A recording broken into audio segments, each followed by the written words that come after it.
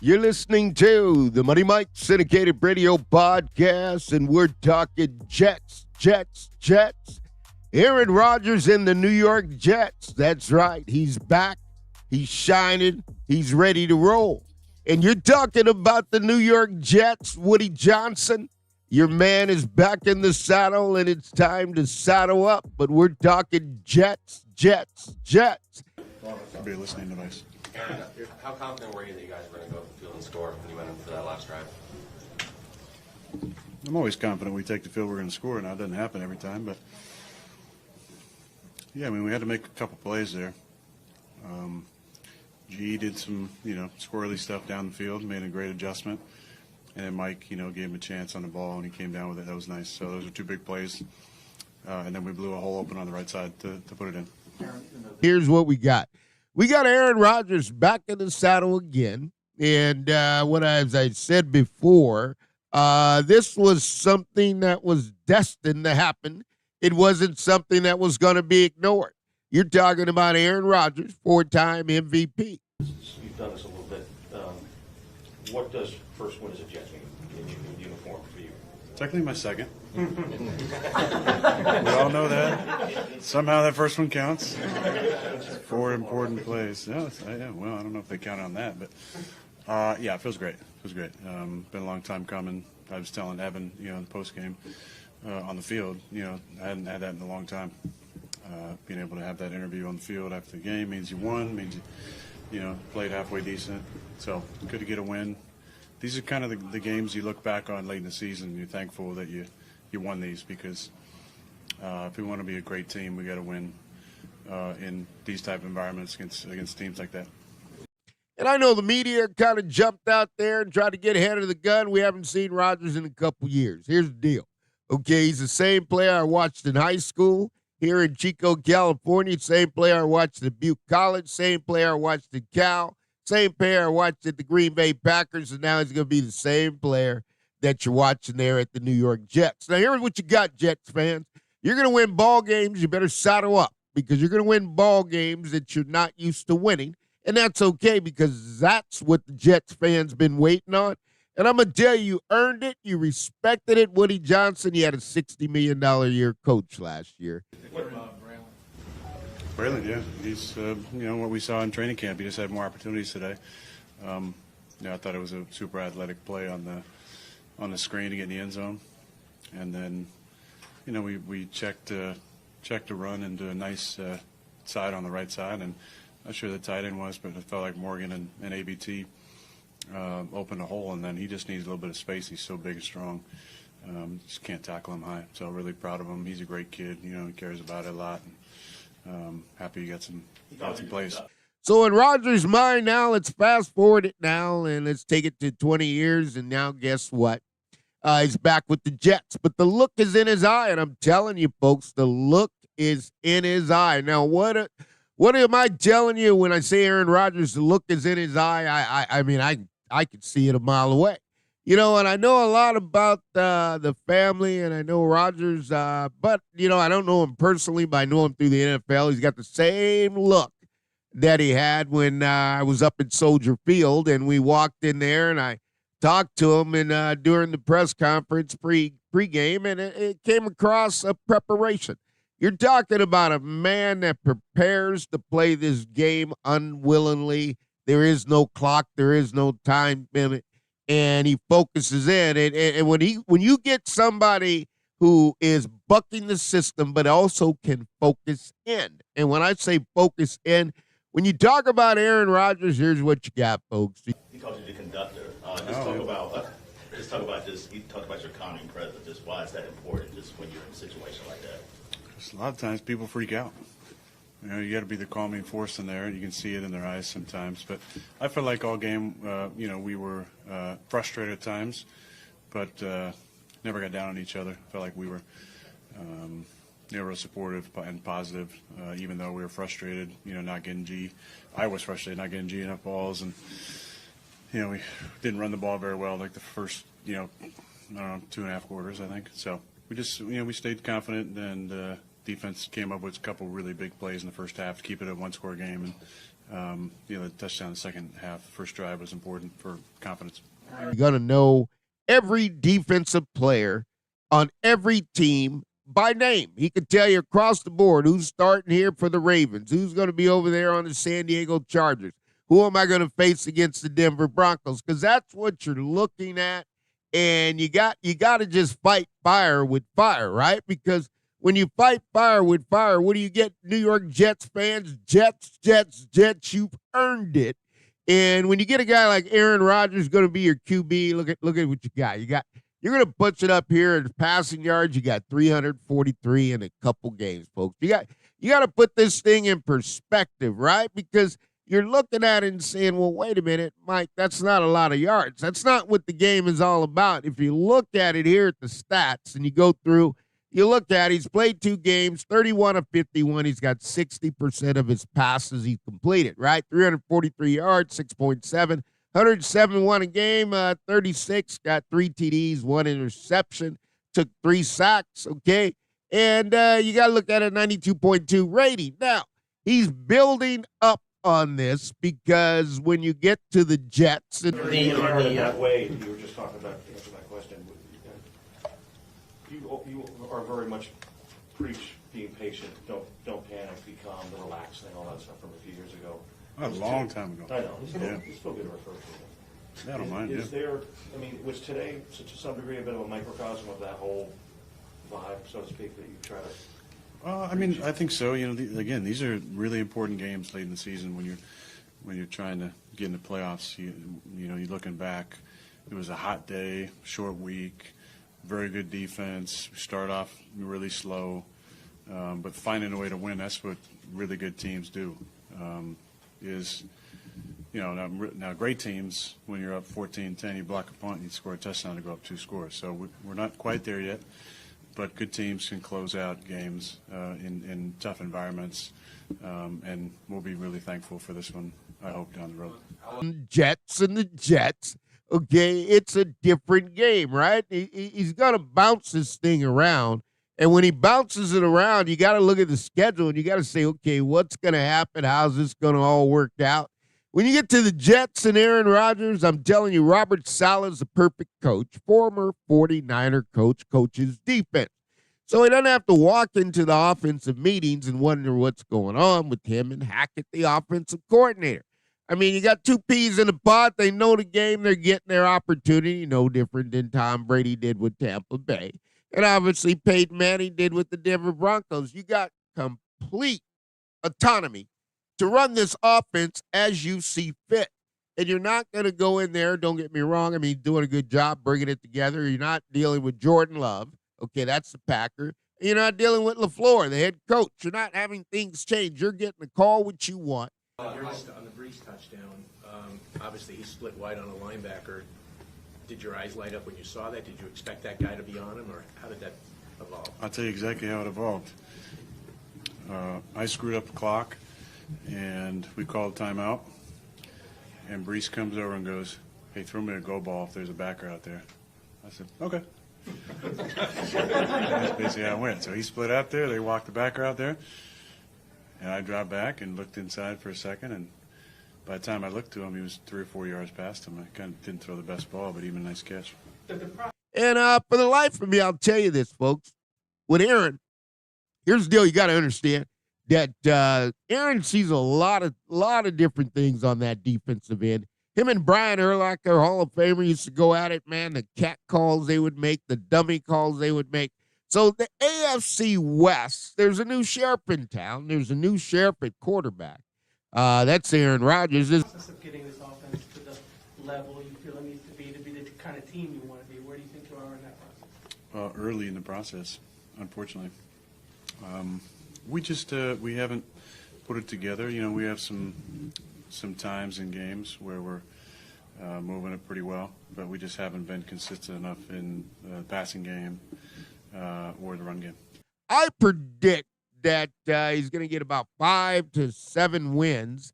That's going to go in there on the win total, right? Because now you're going to win ball games you normally don't win. And when you have to define that, you have to look at it and you have to say to yourself, okay, what are you really saying? when you get the games that we're not going to win. Well, you're going to win some of these games that you got to go play. And let's look at it, and we'll put a finger on it, right? Because you got to know the Jets, okay? The Jets are going to go in there, and they're going to look at it. Patriots, Jets, okay? They'll line up. They'll play tomorrow. I mean, it's quick. It's a quick turnaround, folks. I mean, Well, I think we're going to look back at the end of the season and know that those are two really good defenses, whether they're top 10 or top 15 or top 5. Two really good defenses, two schemes, good schemes. But, yeah, we're just kind of one little thing off. Sometimes it's a bad throw. Sometimes it's miss a landmark in the run game. Sometimes, route concepts get screwed up and we don't run the right routes. So just little things. It's correctable. It is little, though. I think it's the difference between, 350, 400 yards and whatever we had today is, really minute. So we got to figure out how to, fill in the gaps there, especially on a short week. Not getting quicker than this, right? But they're going to line up and play. They beat the Titans 24-17. You got the Patriots are going to host. And then you got this game right here, the Jets and the Broncos, okay? Let me tell you about that one there, because I'm going to back up. That's Sean Payton. And if you ever listened to me before, you know that I'm going to tell you I'm not a Sean Payton fan. And when I tell you I'm not a Sean Payton fan because he's disrespectful, okay, he got in there on Hackett, the offensive coordinator, and he said he's the worst coach and everything with the Denver Broncos. And I made a bold prediction, so I'm waiting on Aaron to put up nice numbers on Payton. Now, Vance Joseph's all they got, but that ain't going to hold him, and here's the reason why. The theatrics he did with Russell Wilson on the sideline was embarrassing. Okay, the Walton family, my apologies to you. You got something here. I made a bold prediction that the Denver Broncos won't win a game in the AFC West in the next 3 years, and I stand by it. And if you get the first time listening to me, you're going to see me do some bold predictions. I always tell you it's my opinion, but if it turns to facts, what can you say, right? It's my opinion. If it turns into the truth, I've just given you the facts before they actually happen. I mean, that's what I'm doing here. I'm going to give you the facts before it happened. The Patriots, that's going to be a tough hole. They're playing good, but it's going to be a pick-apart game.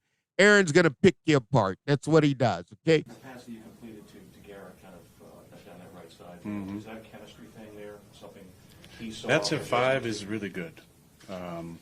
He was kind of freestyling out there, and based on the angle of Snead, it felt like the only opportunity to complete it was to actually throw it back inside. I knew because it was 0, there was no safety issues pre-snap. But G is just, he was Gumby out there, and I just kind of threw it inside and hoped that he would turn that way. But, he's so talented. That was probably an easy play for him, where for most people that's like a, highlight reel play. Well, you got to understand what the Jets trying to do and how the formation and everything's got to work out. Here's a play I'll take you through that they scored on. You're sitting down here. You're about 12-yard line going down. Now, I want you to watch this, and I want you to watch the action. You got motion in the back end. You got Aaron's going to start out. He'll start out and take a step, but the whole thing is not the misdirection. So you got a gap you got right there. It's an open gap that he should be penetrating on Rodgers coming hard. And you'll notice as the play develops, the protection, boy, they got good protection they're building. They're going to get better and better and better, that offensive line. I guarantee it. But when you get to the protection of it and you roll it through and you look at it, you got to see the misdirection and then boom. Okay, and that's what Aaron does. He sets those things up for you. And when you look at it, how he sets it up, you got to look at this Jets protection. They're building something here. And this thing's going to get better and better and better because every time I look at the protection, okay, and you look at what they're getting good seals, okay, they're getting some king blocks there, and they're actually understanding their assignment. And when you do something like that with Aaron, I mean, he's smart enough to make the play, right? And a lot of times you're going to see right there where he's going to throw it out of bounds. And I'm giving you a little bit, but I'll develop this as the season goes. He's a master at throwing it out of bounds. Aaron, you talked about kind of the relaxed mantra a moment ago. What is it about? I didn't, no. He did. Well, yeah, he brought it up, sorry. What is it about the way you think you're trying to intentionally communicate to nurture a calmness around the team, like just in the huddle and whatnot? Well, it's not just on game day; it's every day. You know, it's how do we stay loose and then be able to lock in when it's time to lock in. You know, there's been some times I think last year where there were you know, some negative vibes going at times where it felt like, you know, here we go again, and we're not going to win this one, and you know, I just don't want us to ever get in that spot. So I think there's ways of doing that. Some of it's through humor, some of it's through stoicism, some of it's through just taking charge at times. So you just kind of putting your pulse on the team, on the energy, and trying to do the right thing as a leader. I'll tell you this, he mastered that at Pleasant Valley High School.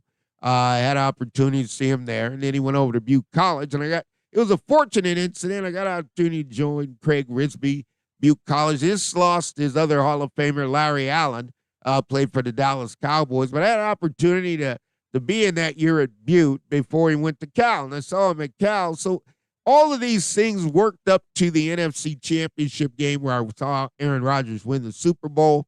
Had a chance to go to Lambeau, had a chance going over to the Packerland. So I get his demeanor. I saw him come back to Oakland, win a big ball game against the Raiders. After you described that play and also afterwards, it looked like you pointed to someone on the sideline. I'm wondering if there was any significance to that. Yeah, I pointed to Hack because we were talking about that personnel group on like Thursday, and he said, you know, I like it. I don't know if I like it this week, but what would you want? And I said, well, you know, maybe Bubble Chloe and Wanda Bubble or something like that. And he's like, I like those. And then sure enough, right before it, I think we had a timeout with a 2-minute warning or something. What was it? There was something. It was 2-minute warning, yeah.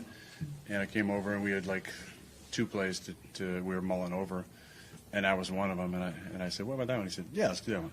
And so it's just fun when you get on the same page. He calls it, and works out like that. But he's a football player, and he's one of the best who's ever done it. He can spin it with more accuracy. And that's just what Rodgers does, right? So you look at it, and he's going to give you the up and down. I mean, he's not into a personality contest anymore. He's kind of dropped off that. But Aaron's still Aaron. Aaron knows football. I wouldn't be surprised if the NFL head coach. That was what I was asking. Real quick, you mentioned the clock stuff.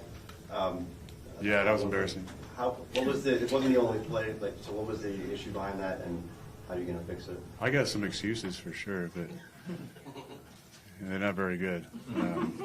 So I'll just leave it. That was on me. I felt good week 1. You know, we didn't have anything close to that, but this week we had, you know, a couple. Robert saved my ass a couple times, but yeah, it was frustrating. Because he's a lifer. He loves the game. He studies it. But there's no other quarterback. I can guarantee you this. Doesn't matter if it's Peyton Manning. Doesn't matter if it's Tom Brady. That can sit there and tell you every single player on the AFC West, every single linebacker, every single defensive starter, every position, the formation is what their front four do. Did you have any words of advice or just maybe a good letter to Jermaine? You know, obviously, it looks like he tore his Achilles. Yeah, I mean, I knew he was hurt, carted off, so I was worried about him. Then I saw actually on the Jumbotron it said Achilles, so my heart kind of dropped a little bit, just knowing what that's all about. Good news is he's a very young player. He's going to have a long career. There's a lot of, you know, great people out there to take care of him.